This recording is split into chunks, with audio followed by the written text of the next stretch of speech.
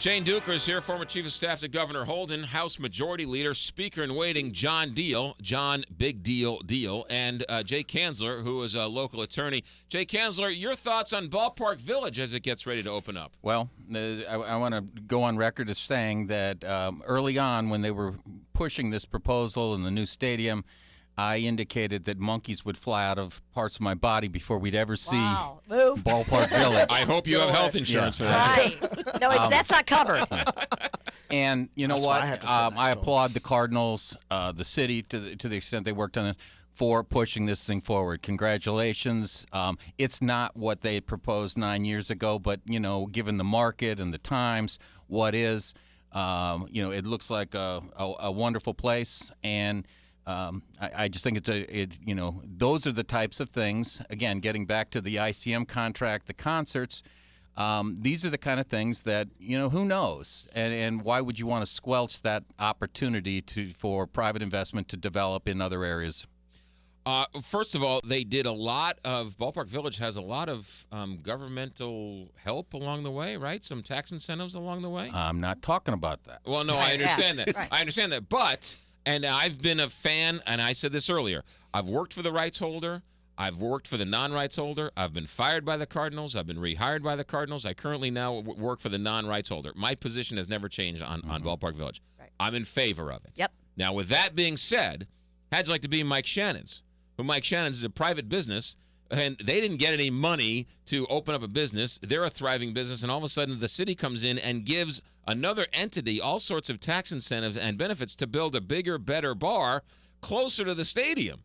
Yeah, So they're kind of picking Ballpark Village over Mike Shannon's. You're always picking winner and loser. And or patios, Right. and or Kelly's Corner Bar, and all those other ones. So as great as it is, how many more people are going to go out drinking after the game? And so did they help Ballpark Village, or did they just kill a really good bar area around the new stadium? I guess we'll find out. I think part of the thought process is that's going to attract new people down there, and people that maybe don't have tickets to the ball game but come down and watch the ball game on big screens, listen to music.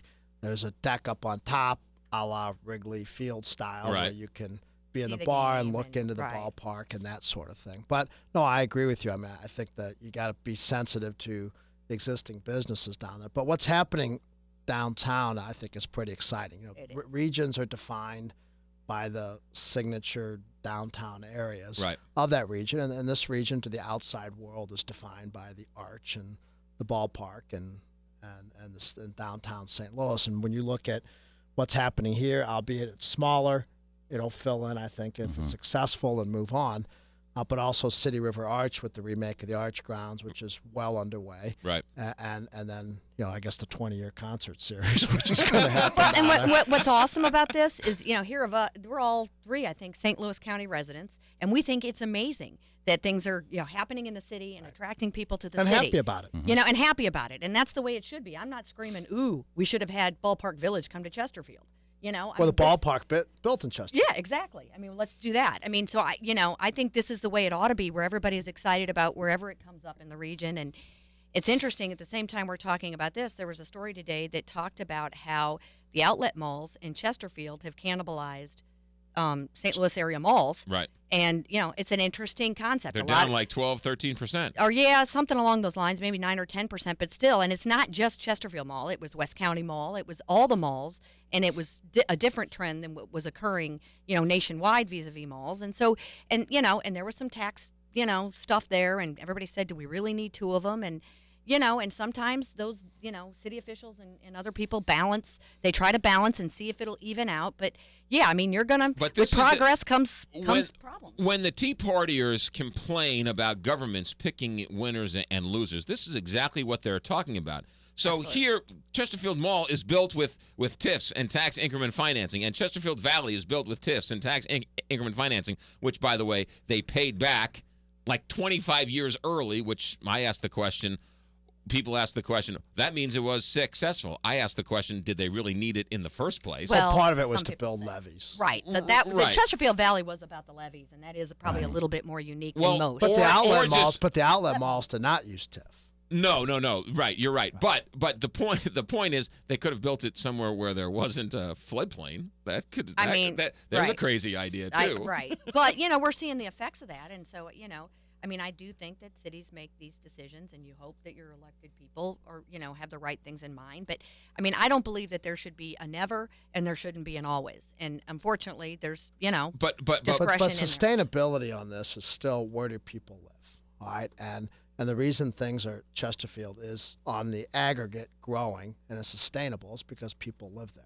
And the challenge the city of St. Louis has had and will continue to have, whether it's Ballpark Village or this, is it just a destination for people to go to baseball games, Right, and then go home. go home, or a concert and go home, or will it actually lead to some of the to the expansion of some of the trends that you see in the Loft District or Lafayette Square, Benton Park, where people actually live there and have access, and that's where they go to entertain. But you have to also ask the question, and I agree with you, John. It's a great point. Is that where people live, and once you have people living there, playing there, cleaning up, walking around, you'd sort of breathe life into the place.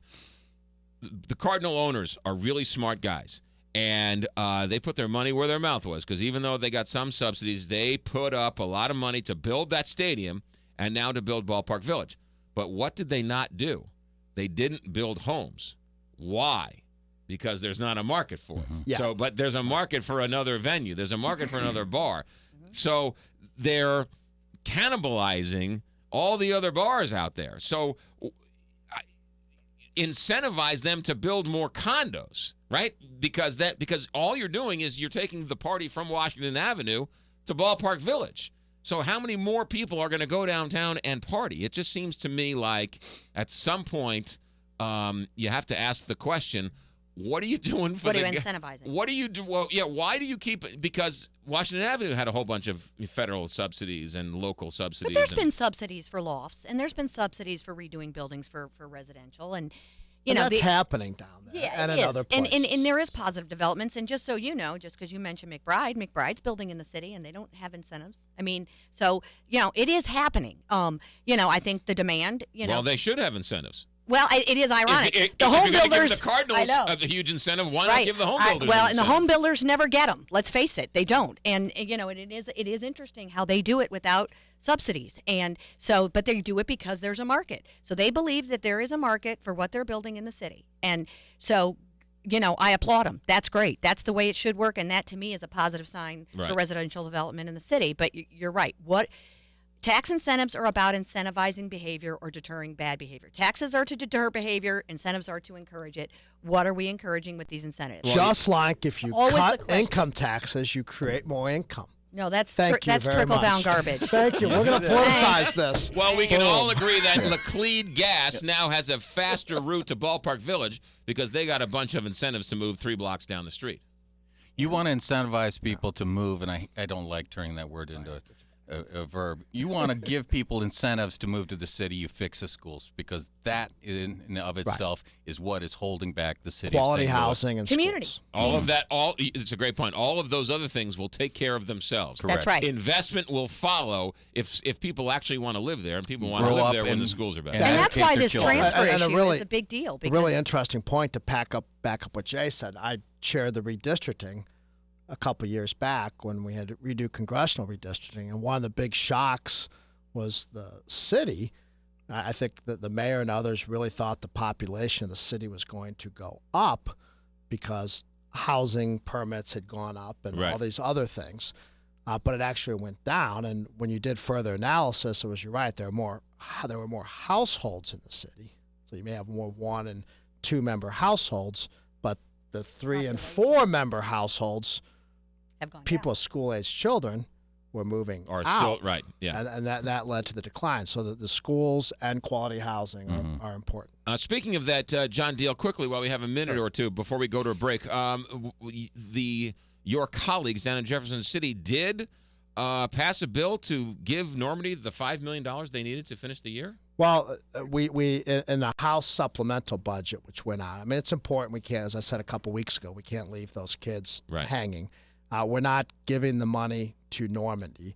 We worked with DESE to make sure that they appoint an administrative group to oversee, and they took over the finances of Normandy a few weeks back. So we appropriated the money to DESE and their administrative board to oversee the finances, and then they're going to make the decision what and if how much of that money is going to get spent. So this kids and the parents of Normandy School District can rest assured they do. We'll have enough money. It to still finish out has the to year. get through the Senate. Oh boy. Okay, and then it still has to be signed by the governor. Right. But the appropriations bill start in the House, and that was something we were able to get done and build some consensus on this. That's John Deal.